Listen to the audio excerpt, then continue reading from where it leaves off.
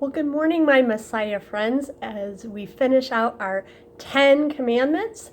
So if you didn't get a chance to grab your commandment tablet and add numbers 9 and 10 during worship, feel free to do that now.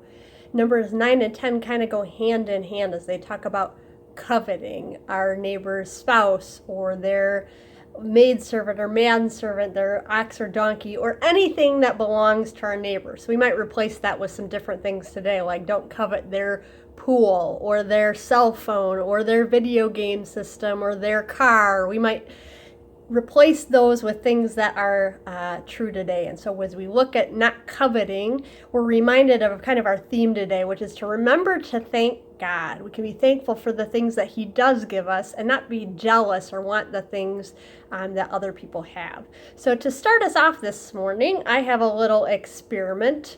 I have a pile full of straws here, and maybe you can see that. Pick your favorite color here. Maybe tell me what straw you want. Which one you need? You want the green one or the orange one? The red one, maybe the yellow one, the green one, and then our striped ones. Well, what did we discover about our straws here? So you might be very disappointed as the straw you picked might be a little shorter than somebody else's. That kind of ties in with our coveting or our don't getting jealous commandment. Oftentimes we look at what other people have and we feel badly about having less. Maybe it's less talents. Maybe it's less things. The thing that we can discover is that we can be thankful because God provides for our needs. He gives us what we need. The unique thing about our little straws today is it doesn't matter whether it's a short straw or a long straw, they all work the same way. You put them in a glass of water and you can drink out of the short straw just like you can drink out of the long straw. And so our reminder today is that God provides what we need. He might give us different amounts of things or different things, but we don't need to be jealous because we know that God takes care of us. So we're going to look at two Bible passages that talk about that today. The first is 1 Samuel 18, 5 through 16, which talks about King Saul and David. And it says, whenever Saul asked David to do, David did it successfully. So Saul made him a commander over the men of war, an appointment that was welcomed by the people and Saul's officers alike. When the victorious Israelite army was returning home after David had killed the Philistine, women from all the towns of Israel came out to meet King Saul. They sang and danced for joy with tambourines and cymbals. This was their song. Saul has killed his thousands, and David his tens of thousands. This made Saul very angry. What is this, he said, the credit David with 10,000s and me with only thousands? Next, they'll be making him king. So from that time on, Saul kept a jealous eye on David. The very next day, a tormenting spirit overwhelmed Saul, and he began to rave in his house like a madman. David was playing the harp as he did each day, but Saul had a spear in his hand and suddenly hurled it at David, intending to pin him to the wall. But David escaped twice. Saul was then afraid of David, for the Lord was with David and had turned from Saul. Finally, Saul sent him away and appointed him commander over 1,000 men. David faithfully led his troops into battle. David continued to succeed in everything he did, for the Lord was with him. When Saul recognized this, he became even more afraid of him. But all Israel and Judah loved David because he was so successful at leading his troops into battle.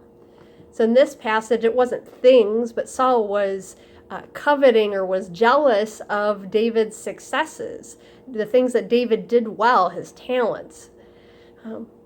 We can maybe relate to that a little bit. We might want what other people have, a skill that somebody else has. Our coveting commandment reminds us that God blesses each of us and gives us different gifts.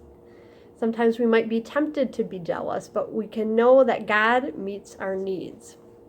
Our second passage from 1 Timothy 6, 6 through 12 kind of talks about this.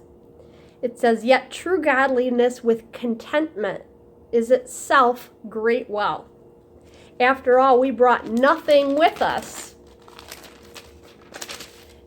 when we came into this world, and we can't take anything with us when we leave. So if we have enough food and clothing, let us be content. But people who long to be rich fall into temptation and are trapped by many foolish and harmful desires that plunge them into ruin and destruction. For the love of money is the root of all kinds of evil.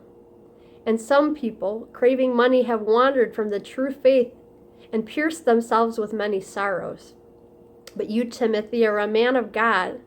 Run from these evil things. Pursue righteousness and a godly life along with faith, love, perseverance, and gentleness. Fight the good fight for the true faith. Hold tightly to the eternal life to which God has called you, which you have declared so well before many witnesses." Well, the reminder to Timothy was that we can get bogged down by the things of this world and the talents and the things that people hold up as being success or being good. We know that we can thank God because He has already given us so much.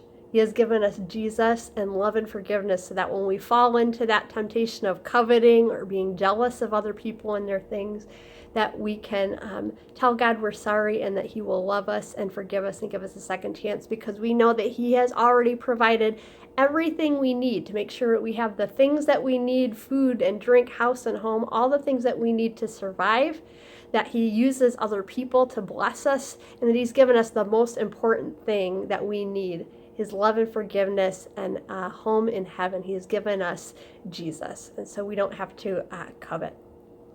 Well, I hope that you get a chance to maybe read these a little bit more thoroughly. There's a couple activities that were scanned in and sent home. We've got our little green-eyed monster activity and a fun little coloring sheet. There's the distorted focus, true success, and hide it in your heart home activities. It's also a great opportunity to grab number 8 of our cards and to finish that out. And to finish out our little 10 Commandments book on page 13 through the end of the little booklet for Commandments 9 and 10. Starting next week, September 27th, we're going to be kicking off our in-person Sunday school with a class for younger kids, pre-KK, for like a grade school, elementary, and then a teen class at 10 a.m. on Sunday morning in our Christian Life Center in different rooms. So we invite you to participate in in-person Sunday school. There's also adult Bible class at 8:30 a.m. And so we'd invite you to sign up for whatever worship service you want to attend and to do our little 4-week trial of in-person Sunday school while we evaluate what is best for everybody and what meets our needs. And so we're looking forward to gathering together. We hope that you have enjoyed this series on the 10 Commandments and really benefited from it. And we will look forward to seeing you again next week. Have a great day, my friends. Bye.